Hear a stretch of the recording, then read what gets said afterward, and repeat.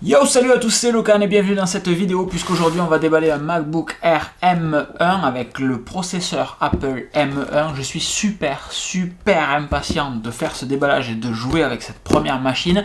Un Mac Mini est également en commande, donc si vous voulez voir le déballage du Mac Mini puis le test du Mac Mini ainsi que le test du MacBook Air qui arrivera lundi prochain à 19h, abonnez-vous à cette chaîne et activez les notifications, les prochaines semaines s'annoncent fabuleuses. Déballage de ce MacBook Air. Alors initialement c'était censé être uniquement un déballage de MacBook Air avec le premier boot. Vous m'avez indiqué dans la revue de presse de dimanche que un déballage c'était cool, mais avec le premier démarrage c'était un petit peu mieux. Donc on va faire le déballage ensemble, puis le premier démarrage de la machine. Oui, parce que vous comme moi, je pense qu'on est très impatient de savoir ce que réellement ça donne en termes de performance et qu'on n'aura pas la patience d'attendre lundi prochain pour voir le test, parce que personnellement je vais dans tous les cas tester et commencer à jouer un petit peu avec cette bécane dès cet après-midi. Oui, parce que vous regardez cette vidéo, mais au moment où vous la regardez il est 19h, au moins 19h, alors que moi quand je tourne il est midi 27 et je réalise ce déballage. Donc le meilleur moyen de voir un petit peu ce qui se passe dans les coulisses, c'est de me suivre sur Instagram si c'est pas le cas. Vous tapez LKN Sardari sur Instagram ou vous tapez Locan tout court, il n'y en a pas 50 des Locan. Et je vous propose qu'on attaque directement le déballage. Alors il s'agit d'un MacBook Air config de base, à la grosse config de base, la deuxième conf, puisque l'idée c'était de l'avoir rapidement.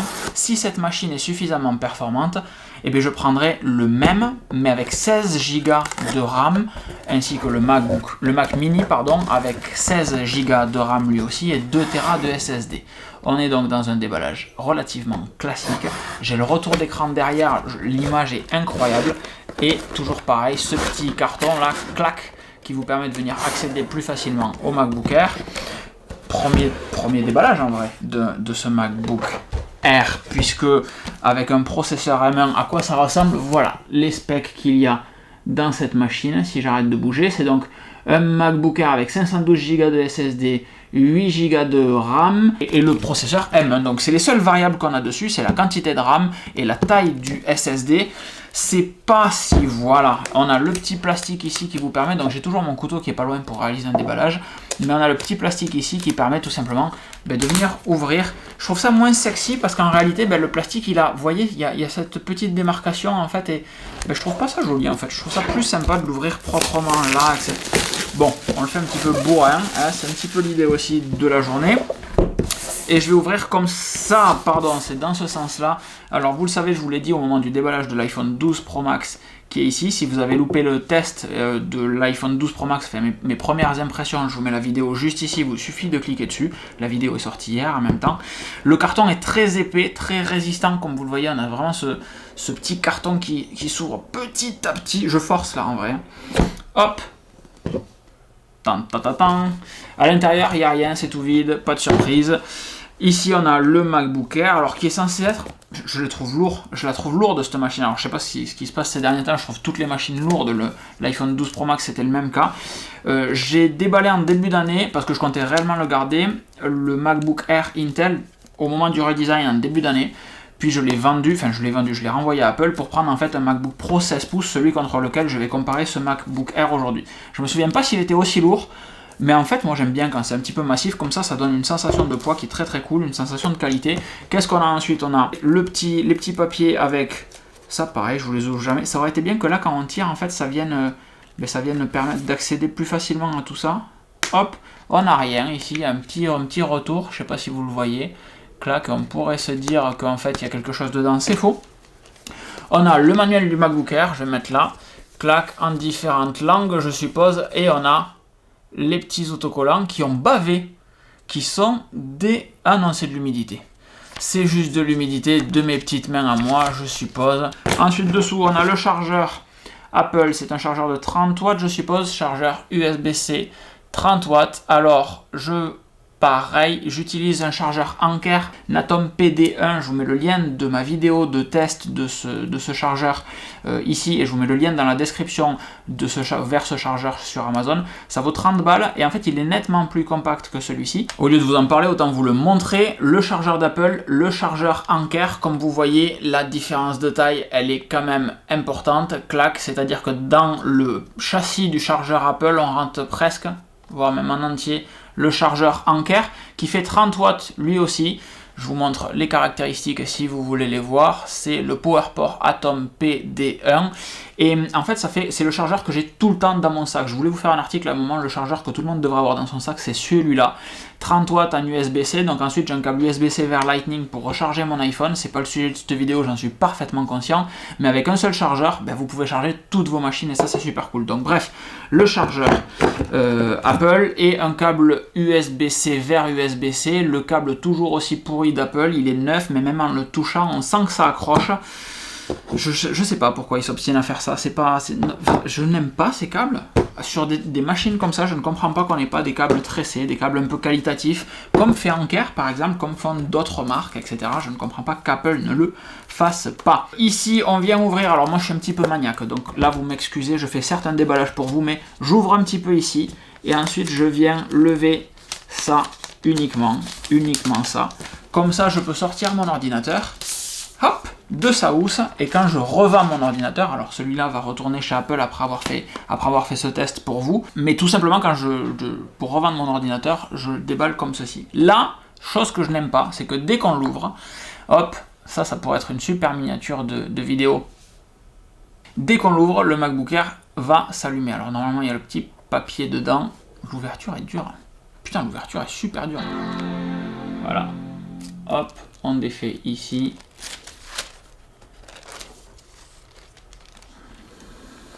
Et donc là, c'est le premier moment où on va choisir notre langue. Alors moi, je mets toutes mes machines en anglais, donc English, ça ne change pas. Arrive ensuite le moment du choix de la région dans laquelle on est, France. J'ai donc un langage en anglais français avec un input source en français et la dictée qui va être en anglais. Foncièrement, on s'en fiche, on va valider. L'accessibilité, non. Et là, je peux choisir mes différents réseaux Wi-Fi. Il y a pas mal de petites animations, c'est la première fois que je démarre un Big Sur tout neuf. C'est assez sympa, je me connecte à mon réseau Wi-Fi. J'associe mon identifiant Apple sur cette nouvelle machine avec le 2FA qui est bien configuré. C'est vraiment bien ça comme fonctionnalité. Clac, on valide sur l'iPhone ou sur le Mac, on accepte les Terms and Conditions Agree. J'ai eu un petit serveur error, et c'est passé dans la foulée juste derrière. On va voir ce que ça donne. Création de mon compte, on est d'accord qu'il y a toujours le même problème qui existe depuis avant Catalina, je me souviens plus du nom du système, iSierra. C'est-à-dire que quand vous créez un nouveau compte sur un ordinateur, mon nom de compte, je veux que ça soit Locan avec un grand L et un grand K, vous rentrez grand L, O, grand K, A, N. Quand vous passez au champ suivant, ça met tout en minuscules. Donc en fait, si vous voulez avoir des majuscules et des minuscules dans un nom de compte, il faut créer un compte administrateur, connecter sur ce compte administrateur, créer un deuxième compte avec le bon identifiant que vous voulez, revenir vous connecter sur ce deuxième compte et supprimer le compte administrateur que vous aviez créé initialement. C'est un petit peu le bordel, mais c'est pas de ma faute. Le temps que le compte iCloud se configure, on revient rapidement sur les bases. Il y a 2 ports Thunderbolt 3 ici et un port mini jack de l'autre côté. En termes de connectivité, ça fait limité. Dessous, pas de ventilation, c'est totalement passif, aucune aération, rien du tout. Je ne sais pas si le châssis a été changé dans cette optique.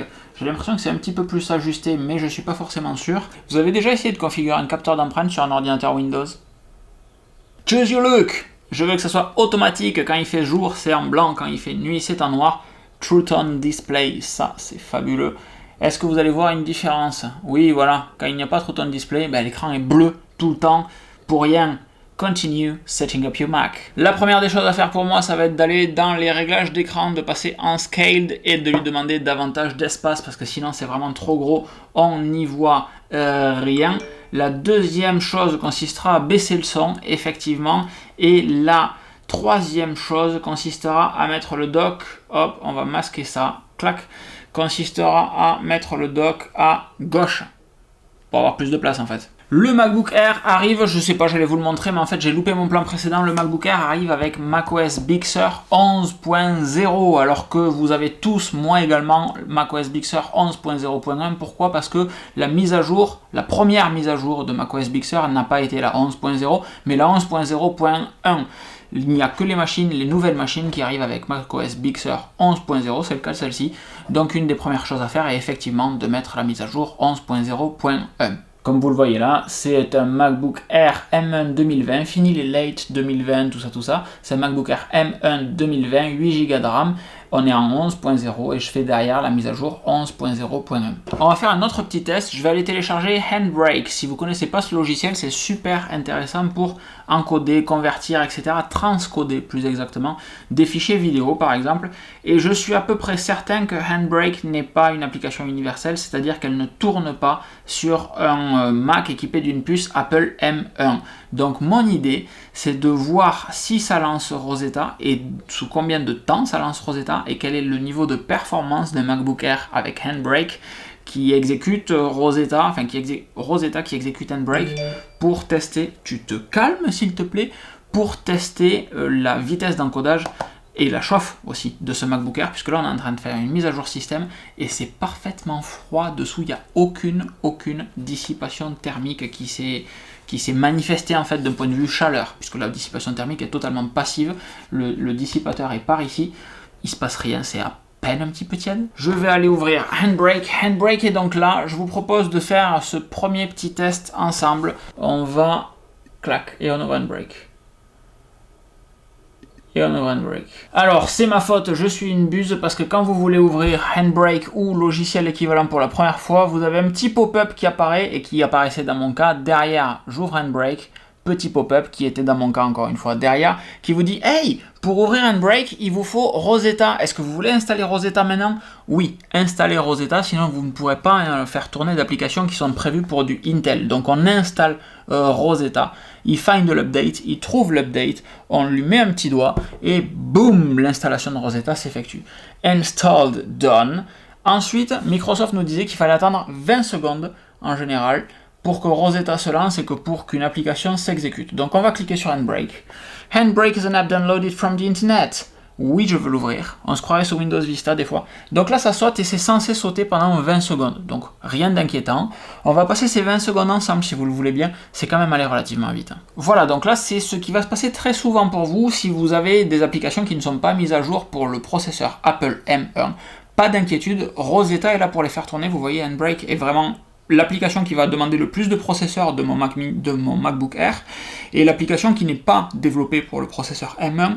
Donc à chaque fois que je vais l'exécuter, je vais passer par Rosetta qui va convertir, si vous voulez, à la volée, le code prévu pour un processeur Intel pour qu'il puisse être exécuté par le processeur Apple M1 de cette machine. Vous voyez que ça marche très bien. Je vais même lancer un encodage. Alors j'ai pas encore installé iStatsMenu sur ce Mac, mais du coup dans Activity Monitor, dans le moniteur d'activité, je vois qu'il tourne à 30% de CPU, 30 à 40% de CPU. La machine est toujours froide dessous. En fait, il n'y a réellement pas d'écart de température. C'est à un peu plus que 37 degrés peut-être, parce que je sens qu'il y a une différence de température entre ma main et l'endroit où je touche, mais on doit être à 40 degrés maximum. C'est vraiment ridicule. Vous voyez dans Activity Monitor, bam, en bas, les petites courbes, on est à 40-50% d'utilisation CPU, à ce moment-là on est à 30%, ouais c'est ça, entre 30 et 50%, et l'ordinateur est vraiment cool. Je pensais vraiment que j'aurais besoin, on va voir avec les tests Final Cut et Handbrake, mais je pensais vraiment que j'aurais besoin de refroidir la machine. Donc on verra dans mon test, encore une fois, qui sortira lundi prochain, dans lequel on va tester réellement l'autonomie, la puissance, etc. Plein de choses, mais dans des cas concrets, des cas d'usage réellement, avec des applications que vous pouvez utiliser. S'il y a des applications que vous voulez que je teste, si tant est qu'elles soient gratuites, n'hésitez pas, vous les mettez dans les liens en description. Si vous avez des cas d'usage que vous voulez que je teste pour vous, vous les mettez pas dans les liens en description, dans les commentaires, bien entendu. Si cette vidéo vous plaît, vous mettez un petit pouce vers le haut, comme d'habitude, tout ça. Si vous êtes pressé de voir ce petit test, abonnez-vous à la chaîne YouTube, parce que si vous n'êtes pas abonné, vous risquez de le manquer. Je vais tenter de faire un encodage d'une vidéo, à savoir la vidéo que j'ai réalisée sur la puce Apple M1 avec Handbrake. Voilà, donc j'ai toujours mon moniteur d'activité en bas, hop, là-bas, vous le voyez, et je vais lancer l'encodage sur Handbrake pour voir ce qui se passe. Donc sur un processeur Intel, le processeur est censé péter un plomb. On voit que c'est pareil pour le Apple M1. Si je me cache derrière, en bas, vous voyez bien que la zone bleue, c'est les threads qui sont envoyés par l'utilisateur, donc par moi. Le rouge, c'est le système. Donc vous voyez bien que je demande beaucoup plus au processeur que le système. Et comme il y a une gestion intelligente, en fait, je demande beaucoup, donc le système va se mettre un petit peu en retrait. Vous voyez la courbe rouge qui baisse à partir du moment où moi, ma courbe bleue augmente. Test de température, test académique, ça reste tiède, quoi. Je vais le laisser tourner un peu. Bon, le processeur est utilisé à 100%, il reste 0,04% de processeur disponible. Donc vraiment, il est saturé. Handbrake est un très bon logiciel pour ça. Ce qui veut dire deux choses. La première, c'est que Rosetta fait parfaitement son travail de traduction, si vous voulez, des instructions du code d'une application Intel pour saturer le processeur Apple M1. Et ça, c'est une très très bonne nouvelle. Ça veut dire que vos applications s'exécutent réellement, enfin, utilisent réellement au maximum votre CPU. Il faudra voir en termes de réel ce que ça donne si 100% de processeur avec Rosetta égale ou dépasse 100% de processeur avec un processeur Intel.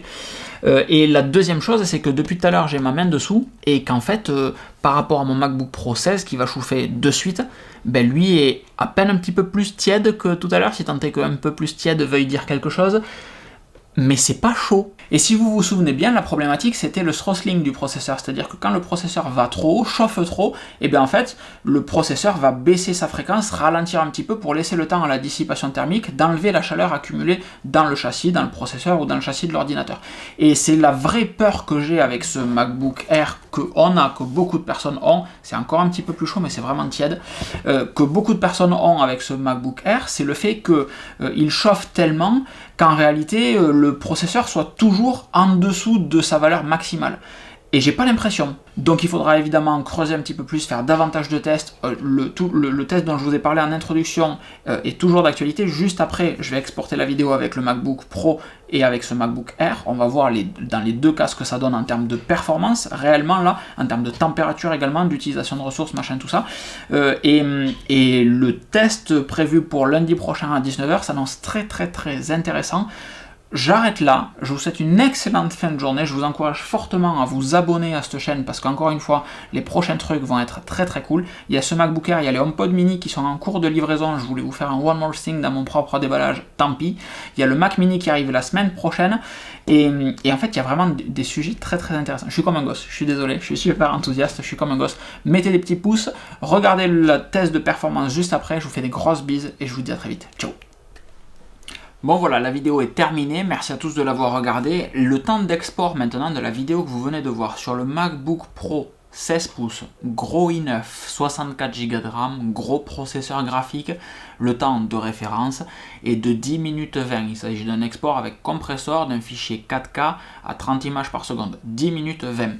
Le même fichier, le même export, les mêmes réglages sur le MacBook Air, il n'y a rien qui a changé. 8 minutes 28. On est donc 2 minutes plus rapide sur le MacBook Air d'entrée de gamme, configuration standard, 8 Go de RAM, que sur un MacBook Pro 16 pouces, full configuration.